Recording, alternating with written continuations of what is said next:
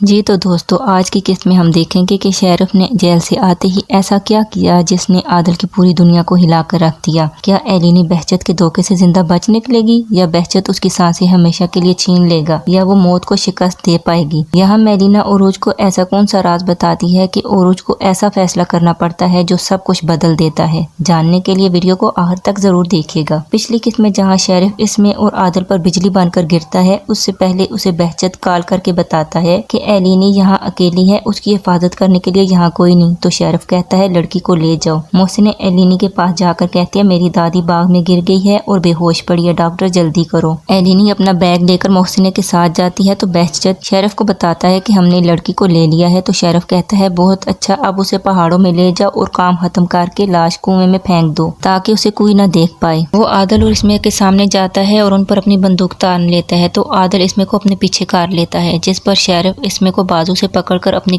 طرف کھینچتے ہوئے کہتا ہے تم کس کی بیوی کو کس سے بچا رہے ہو؟ وہ اسے مارنے کے لیے آگے بڑھتا ہے تو عادل اس کی بندوق اپنے ماتھے پر رکھ کر کہتا ہے اب مارو مجھے۔ تو اسمیہ خوفزدہ ہو کر کہتی ہے خدا کے لیے ایسا مت کرو، وہ تمہیں قاتل بنانا چاہتا ہے۔ شیرف پھر کہتا ہے میں تمہیں ایسے نہیں ماروں گا۔ پھر وہ اسے اپنے موبائل پر ایک ویڈیو دکھاتا ہے جسے دیکھنے کے بعد وہ اسمیہ سے کہتا ہے اپنا سامان سمیٹ لو، میں یہ جگہ مٹا دوں گا جہاں ہماری پہلی ملاقات ہوئی تھی۔ اسمیہ حیرت سے کہتی ہے کیا تم میری جگہ گرا دو گے؟ تو عادل کہتا ہے ہاں، میں ایک ایک اینٹ گرا دوں گا۔ پھر وہ ووڈن ہٹ کے پاس جاتا ہے اور وہاں کھڑے ہو کر کال پر گیزب سے کہتا ہے کھدائی کرنے والی مشینوں کا انتظام کرو، اور پھر چاکر سے کہتا ہے میں جارجیا کی سرحد تک جا رہا ہوں، لڑکی باہر نہیں جانی چاہیے، اس کے دروازے سے مت ہٹنا اور اس کی حفاظت کرنا۔ جبکہ ایلینی ان کی غیر موجودگی میں محسن کے ساتھ دھوکے کے ساتھ چلی جاتی ہے اور بہجت ان کی گاڑی کا پیچھا کر رہا ہوتا ہے۔ میلینا کے فلیٹ پر میلینا عروج کو ایلینی کی پہلی تصویر دکھاتے ہوئے کہتی ہے یہ تصویر میرے شوہر نے لی تھی استنبول میں 7 فروری 2005 کو۔ صبح 9 بجے اس کی پیدائش ہوئی اور 9:20 پر تمہارے انکل شیرف نے اسے ہمارے پاس لایا۔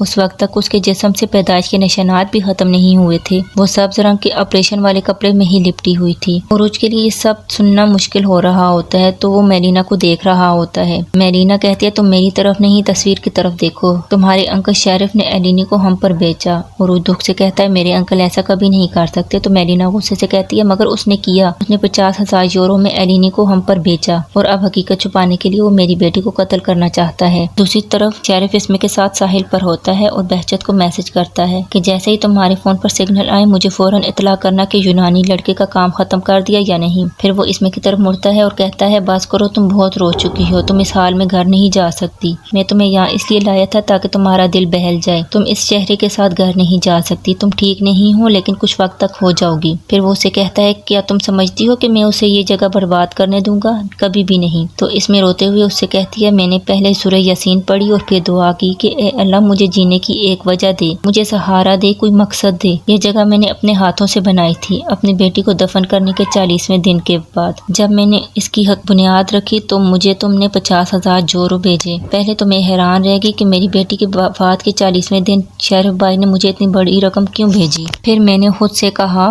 ضرور اس میں اللہ کی کوئی مصلحت ہے۔ پھر میں نے فیصلہ کیا کہ انہی پیسوں سے یہ جگہ میں بناؤں گی۔ سامان لایا اور مزدوری میں نے خود کی، سوچا شاید ایک دن گاؤں کی مختار بن جاؤں اور کسی کے کام آ سکوں۔ میں اپنی بیٹی کی ماں تو نہیں بن سکی تو کیا ہوا، میں اپنے گاؤں کی ماں بنوں گی۔ یہاں میلینا کے فلیٹ پر میلینا اور عروج مضطرب ہوتے ہیں۔ میلینا کہتی ہے کیا اب بھی تمہیں یقین نہیں آیا؟ تو عروج اسے دھمکاتے ہوئے کہتا ہے غور سے میری بات سنو، تم میری فیملی حتیٰ کہ ایلینی کو بھی اس کے بارے میں کچھ نہیں بتاؤ گی؟ تو میلینا حیرت سے کہتی ہے یعنی میں تمہارے انکل کے بارے میں کسی کو کچھ نہ بتاؤں؟ میں جب کہ تم سے یہ کہہ رہی ہوں تمہارا چچا میری بیٹی کو قتل کر دے گا۔ تو عروج کہتا ہے اگر تم خاموش رہی تو اس خاموشی کے بدلے تم بھی زندہ رہو گی اور تمہاری بیٹی بھی۔ سمجھ گئی؟ میلینا اس کی بات پر راضی ہو جاتی ہے۔ پھر وہ کال پر کسی سے بات کرتا ہے ہیلو کامل، یاد ہے وہ عورت جس کے بارے میں نے تمہیں تحقیق کرنے کو کہا تھا؟ اس کے ہوٹل کے باہر 2 آدمی لگا دو اور 2 اس کے کمرے کے باہر، ہفتے کے 7 دن 24 گھنٹے، کوئی بھی اس کے قریب نہ جائے حتیٰ کہ پرندہ تک نہیں۔ عروج اپنی بات کر کے جانے لگتا ہے تو میلینا کہتی ہے یہی ہے فرتونہ خاندان کا شہزادہ ہونے کا مطلب؟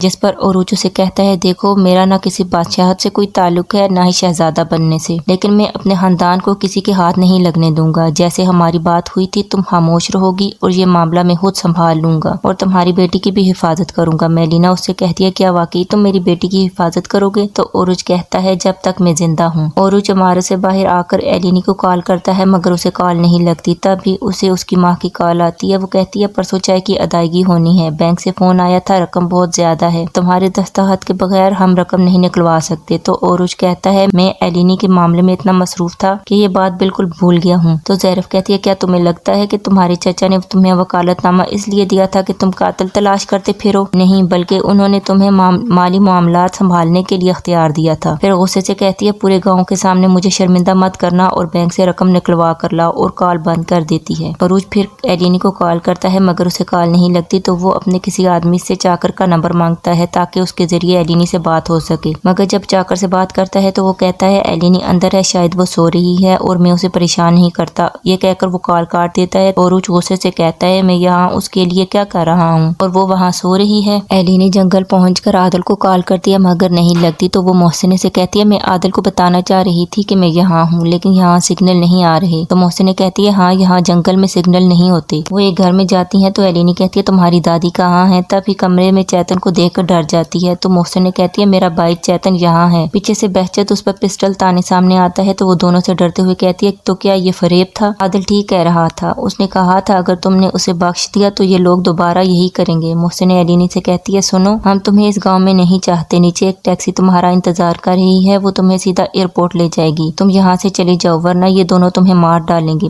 ایلینی کہتی ہے ٹھیک ہے میں ابھی چلی جاتی ہوں۔ تو بہچت غصے سے کہتا ہے یہ نہیں جائے گی بلکہ تم جاؤ گی۔ محسن بہچت کی بات پر کہتی ہے لڑکی کو جانے دو، یہ ویسے بھی یہاں سے جا رہی ہے۔ تو بہچت کہتا ہے آج اس کی موت کا دن ہے۔ محسن کہتی ہے کسی کو گاؤں سے نکالنا اور بات ہے اور اسے قتل کرنا الگ بات۔ تو بہچت کہتا ہے اگر ہم تمہیں سچ بتاتے تو کیا تم اسے لاتی؟ محسن اس کی بات پر ایلینی کو ہاتھ سے پکڑ کر اپنے طرف کھینچتی ہے۔ تو بہچت چیتن سے کہتا ہے اپنی بہن کو لے کر یہاں سے جاؤ۔ باہر محسن خود کو چیتن سے چھڑوا کر بھاگتے ہوئے کہتی ہے میں پولیس کے پاس جا رہی ہوں۔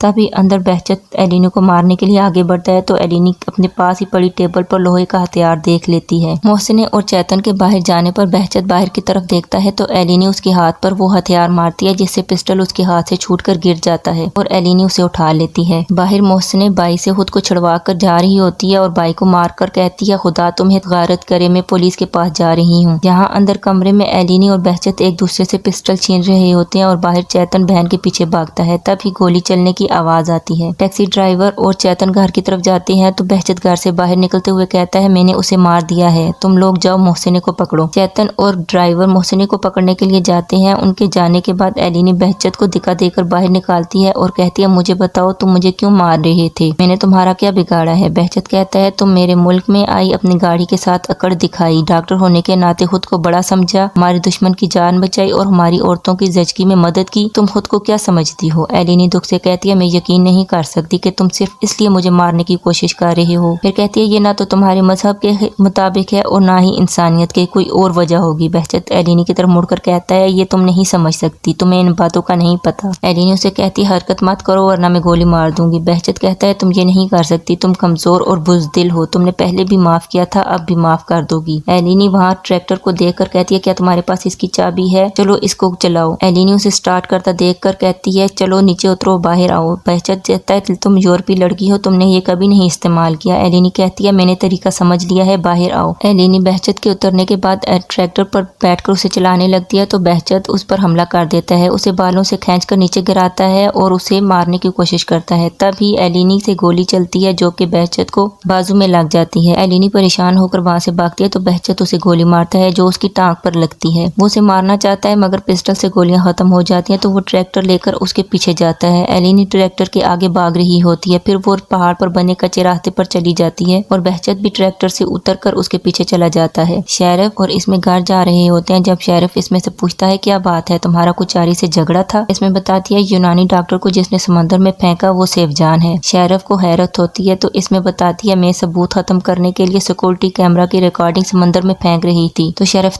کہتا ہے تو اس نے تمہیں ایسا کرتے دیکھ لیا تب وہ غصہ تھا؟ تو اس میں دکھ سے کہتی ہے میری بہن کیسے کسی معصوم کی جان جان لے سکتی ہے، میں یہ سب برداشت نہیں کر پا رہی۔ تبھی شیرف کو فون پر چیتن کی کال آتی ہے کہ کام مکمل ہو چکا ہے، یونانی لڑکی مر گئی ہے۔ شیرف مطمئن ہوتا ہے۔ اس کے بعد شیرف اس میں سے کہتا ہے مجھے دوبارہ بائی نہ کہنا، کیونکہ زیرف کے علاوہ سب یہی سمجھتے ہیں کہ ہم دونوں حقیقی میاں بیوی ہیں۔ وہ گھر کے اندر جاتے ہیں جہاں پورا خاندان ان کا استقبال کرتا ہے اور شیری خانم آنکھوں میں آنسو لیے اس سے لپٹ جاتی ہے۔ شیری خانم فخر سے کہتی ہے اب اس میں واقعی میری بہو بن چکی ہے اور اس میں کو مبارکباد دیتی ہے۔ گھر والے اگلے دن اس کی رہائی کی خوشی منانے کے لیے تیاری کر رہے ہوتے ہیں۔ شیرف اپنی بھابھی کے ساتھ اسو کو دیکھنے جاتا ہے تو شیری خانم اس سے کہتی ہے کچاری کے ساتھ کوئی بھی نئی چال مت چلنا اور یونانی لڑکی کو سمندر میں پھینکنے والے کی تلاش کرو۔ زیرف کہتی ہے اور اس لوگوں کی ادائیگی کی رقم کی پرواہ کیے بغیر اس یونانی لڑکی کے معاملے میں لگا ہے۔ تو شیری خانم کہتی ہے میرا ایک ہی مسئلہ ہے، اس یونانی لڑکی کے ساتھ کچھ بھی برا نہ ہو۔ شیرف کہتا ہے ٹھیک ہے ماں، ایسا کچھ بھی نہیں ہوگا۔ یہاں اس میں سیف جان کو ناراضگی سے دیکھتی ہے تو اس کی ماں اسے کہتی ہے تم نے پہلے ہی اسے تکلیف پہنچائی ہے، اب اسے اس طرح مت دیکھو ورنہ سب کو شک ہو جائے گا۔ شیری خانم زیرف اور شیرف سے بات کرنے کے بعد وہاں سے جاتی ہے تو شیرف کہتا ہے بھابھی ماں کو لڑکی کا خیال رکھنے میں تھوڑی دیر ہو گئی ہے، تو زیرف حیرت سے اس کو کہتی ہے کیا وہ چلی گئی؟ تو شیرف کہتا ہے میرے آدمی نے بتایا ہے کہ اس کا کام تمام ہو گیا ہے۔ زیرف کہتی ہے کیا مطلب؟ زیرف پھر حیرت اور دکھ کے ساتھ شیرف کے گلے لگتی ہے۔ تبھی عروج وہاں آتا ہے اور اپنے چچا سے ملتا ہے، مگر اس کے دماغ میں مسلسل میلینا کی باتیں چل رہی ہوتی ہیں۔ یہاں ایلینی جنگل سے ہوتے ہوئے دوبارہ سڑک پر آ جاتی ہے، بہجت مسلسل اس کے پیچھے ہوتا ہے۔ کلینک میں شیرف بھابھی کے ساتھ اسو کو دیکھنے جاتا ہے۔ اسو کو دیکھنے کے بعد وہ ہجران کے ساتھ مل کر بات کرتا ہے کہ لڑکی کو مار دیا ہے۔ زیرف خاموش ہوتی ہے تو ہجران کہتی ہے خیر تو ہے۔ زیرف کا ضمیر اسے ملامت کرتا ہے۔ وہ اپنے بیٹوں کو دیکھ کر کہتی ہے جب میں نے پہلے سنا تو مطمئن ہوئی، مگر مجھے اب سکون نہیں، ہم قاتل بن چکے ہیں۔ شیرف کہتا ہے بھابھی اگر وہ زمین کے نیچے نہ جاتی تو ہم جاتے۔ ہجران کہتی ہے اب یہ یونانی لڑکی کا قصہ تو ختم ہوا۔ جنگل میں ایلینی کنواں دیکھتی ہے تو اس میں پناہ لیتی ہے۔ بہجت جب وہاں پہنچتا ہے تو اسے ایلینی کے رونے کی آواز کنویں سے آتی ہے۔ وہ کہتا ہے تم یہاں ہو بے وقوف لڑکی۔ وہ اطراف میں دیکھتے ہوئے کنویں میں اترنے لگتا ہے۔ اس کے کنویں میں اترنے کے بعد ایلینی درختوں کے جھنڈ سے نکل کر کنویں کے جنگلے کو بند کر دیتی ہے اور اپنا موبائل اٹھاتی ہے۔ وہ کنویں کے دروازے پہ تالا لگاتی ہے تو بہجت چلاتا ہے دروازہ کھولو، میں تمہیں زندہ نہیں چھوڑوں گا۔ ایلینی کہتی ہے بے وقوف میں نہیں تم ہو۔ وہ اسے چلاتا چھوڑ کر وہاں سے چلی جاتی ہے۔ دوسری طرف رات کے وقت ہاسپٹل میں عادل ٹرک ڈرائیوروں کے بارے میں معلومات لیتا ہے تو فاطمہ کہتی ہے کہ سب آپریشن تھیٹر میں ہے لیکن سب بہتر ہیں۔ عادل غصے سے کہتا ہے یہ کس نے کیا؟ عادل غصے سے آگ بگولا ہوتا ہے تو گیزب کہتا ہے کہ شیرف نے جیل سے رہائی کا جشن مناتے ہوئے ٹرکوں پر حملہ کیا تھا۔ عادل کہتا ہے ڈرائیوروں کو اضافی انعام اور چھٹیاں دو۔ گیزب کہتا ہے اصل مسئلہ تو یہ ہے کہ شیرف سے اس تباہی کا حساب کیسے لیا جائے۔ یہاں جنگل میں ایلینی کو زخمی ٹانگ کے ساتھ چلتے ہوئے رات ہو جاتی ہے۔ وہ سڑک پر پہنچتی ہے اور ایک درخت کی کٹی شاخ کے ساتھ ٹیک لگا کر لیٹ جاتی ہے۔ موبائل پر سگنل دیکھتی ہے تو نیکو سے عادل کو کال کرنے کا کہتی ہے۔ عادل اسے کال پر کہتا ہے اگر ضروری نہیں تو بعد میں بات کریں۔ تو ایلینی ٹوٹی ہوئی ہنسی ہنستے ہوئے کہتی ہے نہیں یہ ضروری تو نہیں کہ مجھے پہلے اغوا کیا گیا، گولی ماری گئی اور پھر میں نے بہجت کو کنویں میں پھینک دیا۔ عادل اس کی بات سن کر کہتا ہے فوراً لوکیشن بھیجو اور سب کو اپنے پیچھے آنے کا کہتا ہے۔ وہ جلد ہی اس تک پہنچ جاتے ہیں۔ ایلینی بچوں کی طرح ہاتھ اٹھا کر اسے دیکھتی ہے تو عادل اس کے پاس بھاگ کر آتا ہے۔ اس کا رویہ ایلینی کے ساتھ ایک باپ جیسا ذمہ دار اور شفقت بھرا ہوتا ہے۔ وہ بے بسی سے اسے سینے سے لگاتا ہے۔ ایلینی موت اور تنہائی کے خوف سے رو رہی ہوتی ہے۔ گیزب غصے سے پاگل ہوتا ہے۔ میرم چاچا فاطمہ دکھ اور حیرت میں ہوتے ہیں کہ یہ سب کیا ہوا ہے۔ عادل اسے اٹھا کر گاڑی میں بٹھاتا ہے۔ فرتونہ ہاؤس میں اس میں اپنی ماں اور بہنوں کو الوداع کہنے دروازے پر کھڑی ہوتی ہے جب اس میں کو اس کی ماں کہتی ہے تم بہن کے ساتھ اچھا نہیں کر رہی۔ اس میں کہتی ہے اس نے بے گناہ کو سمندر میں پھینکا تو اس کی ماں کہتی ہے کیا تم نے کچاری کے ساتھ مکالمہ نہیں کیا تھا؟ اس میں ماں کو دکھ سے کہتی ہے ماں یہ کیا کہہ رہی ہو؟ تو اس کی ماں کہتی ہے کیا تم نے اس کے ساتھ مل کر باپ کو نہیں مارا تھا؟ تو میں نے تمہیں معاف کیا تھا، شیرف نے تمہیں عزت دی اور تمہیں معاف کیا، تو اب تم بھی اپنی بہن کو معاف کر دو۔ اس میں کی آنکھوں میں آنسو تہ رہے ہوتے ہیں۔ دروازے کے پیچھے کھڑا شیرف ساری باتیں سن لیتا ہے۔ ماں کے جانے کے بعد وہ وہیں بیٹھ جاتی ہے۔ شیرف بھی اس کے پاس آ کر بیٹھ جاتا ہے۔ وہ اس سے کہتی ہے میں نے ایسا کچھ نہیں کیا جس پر مجھے معافی مانگنی پڑے، میں نے تو صرف محبت کی تھی شیرف بھائی۔ شیرف اسے گھر کے اندر لے کر جاتا ہے جہاں اس شیری خانم صوفے پر ہی فجر کی اذان کا انتظار کرتے ہوئے سو جاتی ہیں۔ شیرف اس میں سے کہتا ہے جاؤ اپنا چہرہ دھو تاکہ تم کچھ بہتر محسوس کرو۔ پھر وہ زیرف سے کہتا ہے اس میں کو اکیلا چھوڑ دو، اگر میرا پوچھے تو کہنا میں تازہ ہوا لینے کے لیے باہر گیا ہوں۔ پھر وہ اسے بتاتا ہے کہ وہاں سگنل نہیں ہوں گے، میں بہجت کی طرف جا کر دیکھتا ہوں کیا اس نے لاش کنویں میں پھینک دی۔ وہ گھر سے باہر نکلتا ہے تو اسی وقت عروج اپنی گاڑی پر وہاں پہنچتا ہے۔ چچا کو سوالیہ انداز سے دیکھتا ہے تو وہ اسے بتاتا ہے کہ تازہ ہوا اور سورج کو طلوع ہوتا دیکھنے جا رہا ہوں، میں نے 20 سال تک اسے بہت یاد کیا۔ عروج کہتا ہے ہمیں مسجد چلنا چاہیے نماز کے لیے، آپ وہاں بھی تو نہیں گئے، پہلے مسجد چلتے ہیں، فجر کی نماز پڑھتے ہیں اور اللہ سے اپنے گناہوں کی معافی مانگتے ہیں۔ تو شیرف بینچ پر بیٹھتے ہوئے کہتا ہے آخر मैं किस गुनाह की माफी मांगूं। तो ओरुच कहता है मैं आपके गुनाह नहीं जानता और मैं आपको अपने गुनाह नहीं बता सकता। ओरुच अजीब कश्मकश की कैफियत में होता है। फिर वो चचा के पास बैठकर उसे वो दिन याद दिलाता है जब उसने पहली बार शेरिफ के साथ नमाज पढ़ी थी, जब उसका बाप कत्ल हुआ था और नमाज के बाद दोनों मछली पकड़ने गए थे। फिर वो कहता है कल का किसी को पता नहीं कौन कत्ल हो जाए और कौन जिंदा रहे। शेरिफ को ओरुच की बातें अजीब लगती हैं। वो उसके हाथों बहचत की तरफ नहीं जा पाता जबकि ओरुच इस तरह की कैफियत में होता है। वो मछली पकड़ने का सामान गाड़ी में रखते हुए अपना पिस्टल देखता है। ओरुच अपने दिमाग में कोई मंसूबा बनाए उस पर अमल करने के लिए उसे अपने साथ रखता है, जिसके लिए वो पिस्टल भी साथ ले जा रहा होता है। और यहीं इस किस्त का अख्ताम होता है। अगली किस्त में क्या होने जा रहा है ये जानने के लिए चैनल को सब्सक्राइब करके बेल आइकन को प्रेस करना ना भूलिएगा। तब तक के लिए अपना और अपने प्यारों का रखिएगा ख्याल। खुदा हाफिज।